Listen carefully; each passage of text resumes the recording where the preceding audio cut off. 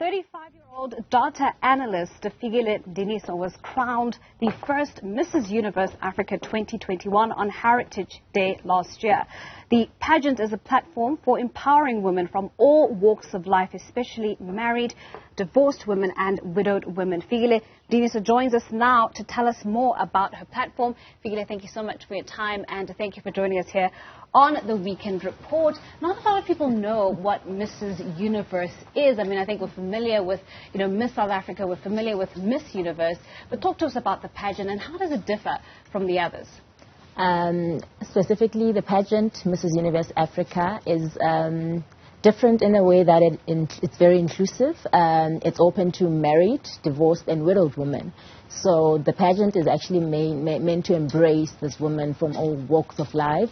So the women that can enter is between the ages of 25 to 50. And yeah, I think the inclusivity of it all makes it a very unique pageant. Yeah. I mean, when you, of course, were crowned Mrs. Universe Africa, you spoke quite at length about women empowerment. Talk to us about the role that pageants play in doing exactly that, empowering women in a way that perhaps, they don't feel as empowered in the work environment or sometimes even in the home. Yeah. So I'm glad you asked that question because pageantry, actually the stigma before was it's all about beauty, it's all about the crown and just the glitz and glam. But there's more to pageantry than just beauty. There's a brains aspect to it. There's purpose. So Mrs. Universe Africa standing for beauty with purpose. It's so as a woman, it's not all about your looks, but it's also about the impact that you make within your communities, and hence beauty with purpose. Yeah, is what we stand for. Right. Yes. Now, I understand that all roads are leading to South Korea later on this year. I actually came back from South Korea. Oh, is it? Yes. Okay. Yes. Representing the African continent, right? So talk to us about, I guess, the role that and the responsibility that came with, because we're constantly trying to reshape and change beauty standards, especially how the rest of the world perceives the global south. Talk to us about, having to represent what it means to have African beauty out on the global stage.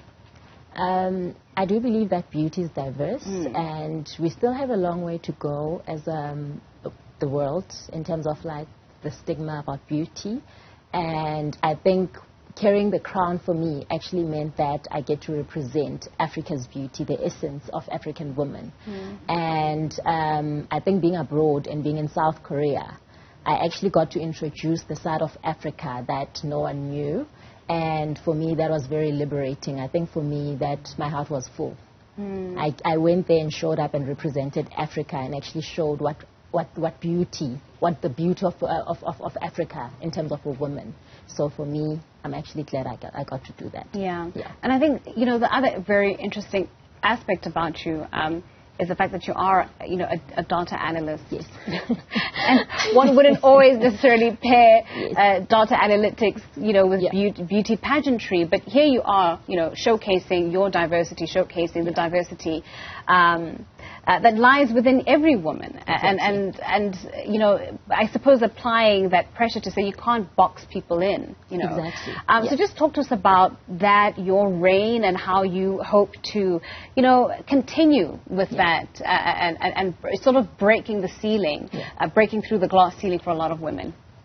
I think with the crown and the platform, it's given me the power to free my voice. And it's given me an opportunity to inspire women out there, young women, young or old, that there's more to a woman than being a mom, being a wife, and we can actually do more. We are capable of doing more. So I think holding this title for me was empowering enough for me to actually be out there, because it found me at a very dark place, and it actually took me out of that dark place even. So for me, I get to inspire young women, I get to inspire married women that, okay, I can actually do more than what I'm defined by society to do. So for me, that's more liberating, getting to do that. So expansive. Exactly. Yeah. I mean, this is obviously something that you would encourage other women to be a part of. I mean, what would you What would someone who wants to be a part of something like this take away from that experience? I think first and foremost, you need to be mentally prepared for it. You need to actually know what you're going to use the platform to do. You need to actually be someone who's content with themselves because it is going to stretch you. Hence, I said it's not about the glitz and glam. I think that behind the scenes, there's a lot of work. It's going to challenge you. It's going to, most of all, it's going to bring out the best. It's going to stretch you to be the best that you can be. Yeah. I guess maybe just as a parting shot, your message to women out there? I think what I can say to them is that the time is now. The time is now. All right. Well, thank you so much for joining us. That is Fikile Mdiniso joining us this morning to talk to us about her reign as Mrs. Universe Africa.